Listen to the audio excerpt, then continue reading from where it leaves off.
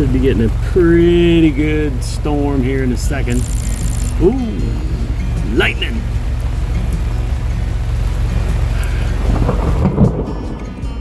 I'm gonna go put my electronics. Yeah. Gonna put them somewhere safe, like in the oven. I don't want to get them fried, especially my new computer, which I just got.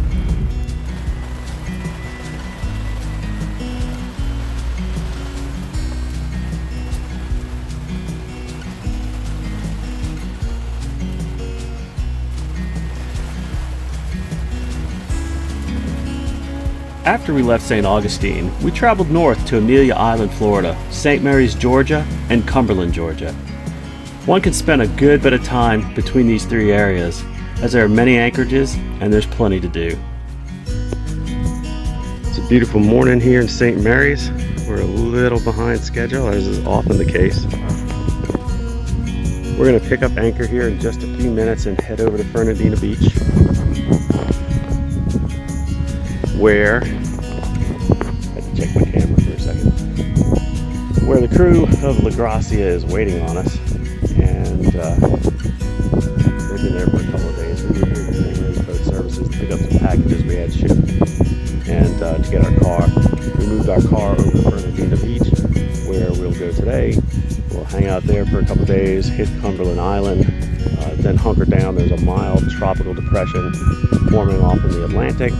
Expect to get 30-35 knot winds, so we'll just find some shelter from the north and east, and I think we'll be pretty good. Amelia Island hosts the town of Fernandina Beach. The town has several pulp plants as its main industry, but as a result of these plants, there are a fair amount of international shipments and therefore a U.S. Customs office. In years past, they would come down to the city marina to check you in, but with CBP Rome, that's mostly obsolete.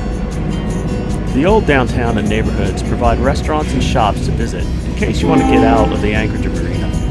A short Uber or a long walk from downtown, one finds beaches and surf, as well as the attendant beach shops.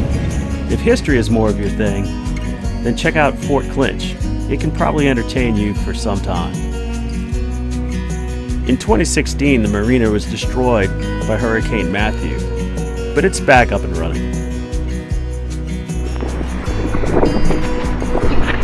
Me and Todd are waiting on the rest of the family to finish showers here at the marina. We are actually anchored off of Fernandina Beach. We're at the Fernandina Harbor Marina, and you can pay a small fee to land your dinghy and then use their facilities if you anchor, or you can pick up a mooring.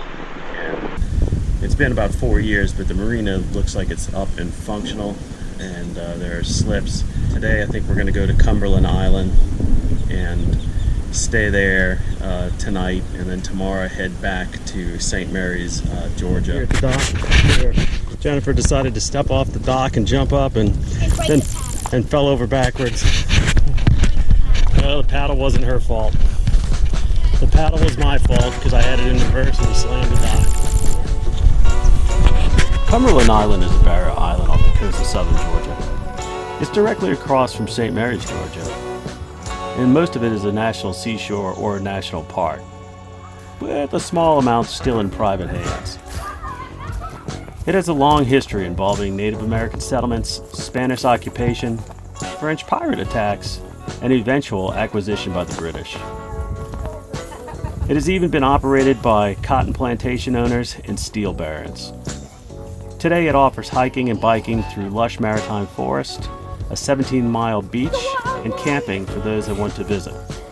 The main attractions for us today, as in the past, seem to be the wildlife, which includes wild horses.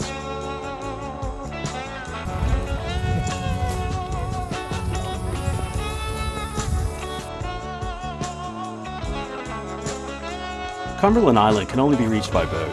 In normal times, there is a ferry that brings visitors to and from the island. While we were there, it wasn't operating due to COVID-19 restrictions. However, you were free to arrive by private vessel, and this also had the advantage of there was no charge to visit. For those wanting to spend a few days, anchorages are plentiful. We stayed in the Cumberland Sound South anchorages that is indicated on Aquamap or Active Captain. Enter the channel between ICW Red 34 and Red 32. Word of caution, we snagged an abandoned anchor chain that we found when we were trying to leave. Although our holding was perfect thanks to that chain, you will find some junk on the bottom that you need to be prepared to deal with. The ruins you see here is Dungeness. It's the former estate of Andrew Carnegie, the Steel Baron. It was built on the ruins of another Dungeness, which was built by English settlers.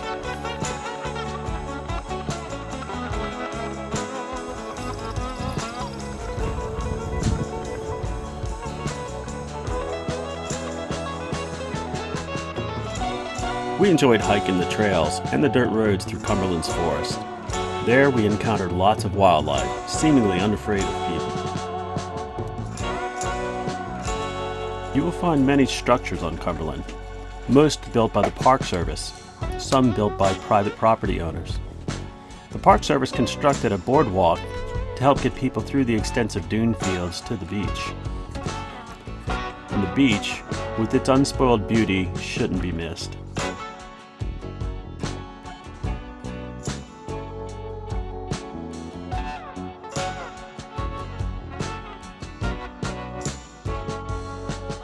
We still had a lot to explore in Cumberland, but we didn't get to it, as our guests had to get back home, and we wanted to get back to St. Mary's before the tropical system came through.